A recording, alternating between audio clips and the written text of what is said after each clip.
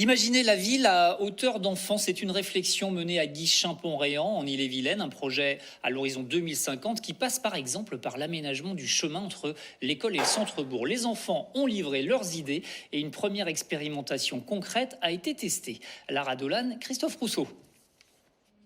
Dans un monde idéal, sur le chemin de l'école, on trouverait des cabanes, des jeux, des banderoles multicolores. Un rêve devenu réalité. Les élèves de primaire de Pont-Réan ont repensé ce chemin qui mène à leur école. Je l'imaginais comme un peu un endroit où les enfants ils pouvaient jouer sans être sous les ordres des parents. Un chemin où on peut passer pour s'amuser, se poser par exemple un petit peu pour manger. Ou... Voilà quoi, c'est...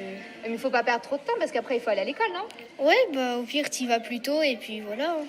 Il y a un an, les habitants de Guichen-Pont-Réan ont été consultés pour repenser l'urbanisme de leur commune. Les enfants ont eu leur mot à dire.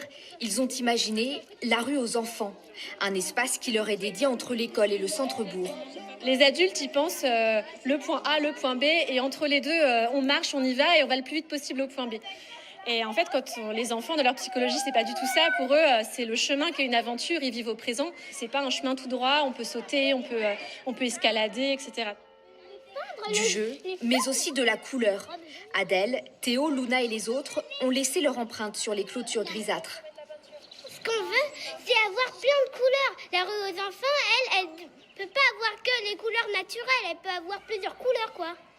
Par exemple, la couleur des rues aux enfants, c'est orange et bleu, et du coup, ça rend bien. La rue aux enfants, un espace de liberté et de biodiversité qui pourrait bien inspirer d'autres enfants.